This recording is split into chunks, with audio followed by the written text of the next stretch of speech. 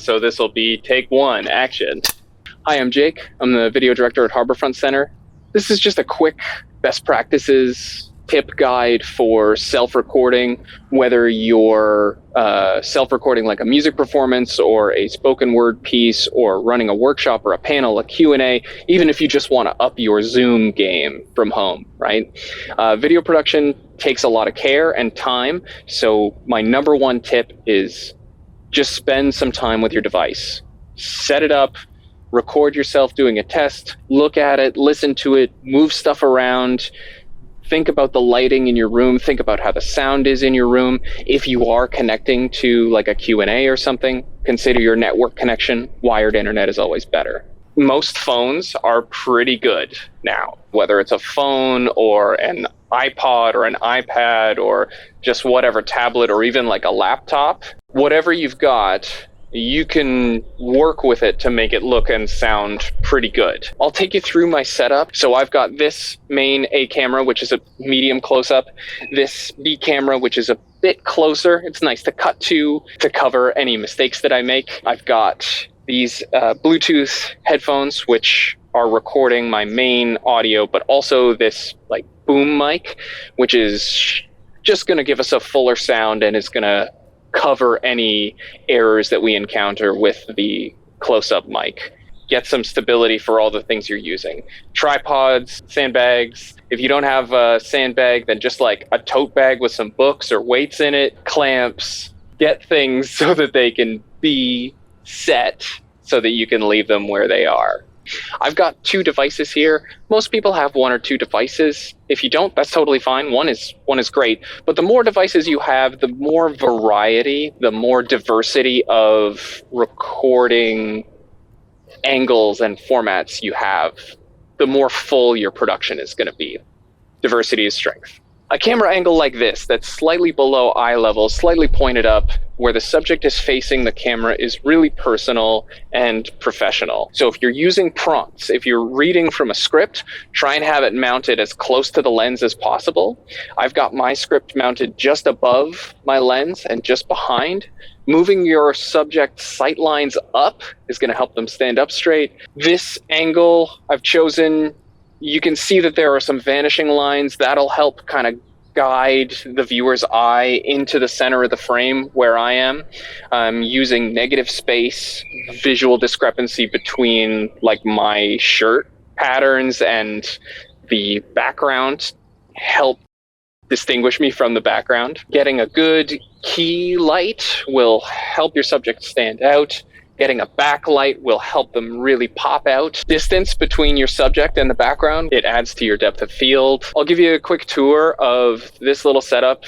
It's something that I think you could do at home. Granted, I'm using some like professional gear that I've got, but you can MacGyver a solution.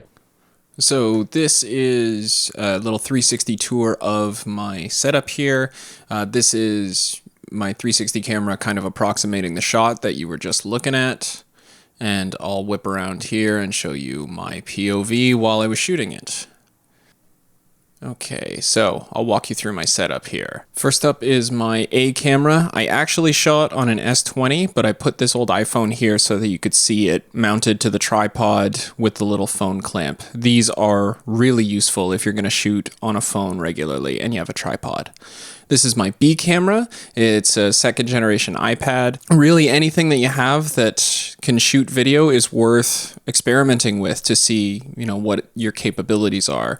For the actual video record, I just opened the camera app on whatever device I was using and hit record. With some time and care and attention to lighting and camera angle, you can get pretty good results from just about anything.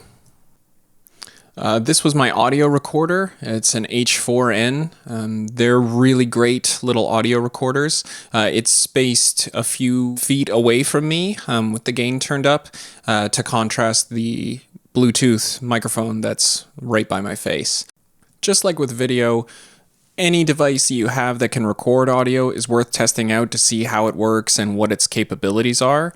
Happy to provide suggestions and feedback if you've got test samples of something you've already recorded. Sandbags are amazing.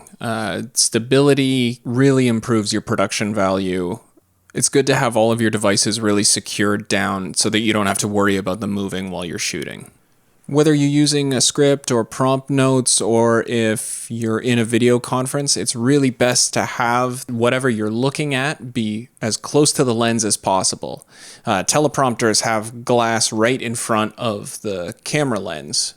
But whether you're using a music stand or a C-stand setup like this, get your script, prompt notes, music, video conference window, whatever it is you're looking at, secured down and as close to the lens as possible. Okay, let's talk lighting. My reflector is my key light. It's bouncing the sunlight onto my left side. A reflector is a really great light source in a bright environment, or if you want to diffuse that light over a bigger area. And you can use tin foil or a mirror or metal plate or even just paper. Bouncing light can make a real difference in your image and make your subject pop out. So I'm just using a little conventional desk lamp as my backlight. It's sort of directly opposite from my key light, which is the reflector. It's positioned behind me and hitting the back of my right shoulder. You want to have your key light and your backlight sort of at odds, and bonus points if your key light and your backlight are different colors. It gives your subject a little bit more distance. So you can use gels or just different colored light bulbs to get a variety of colors in your scene. A backlight doesn't need to do much. It really just needs to distinguish your subject from the background.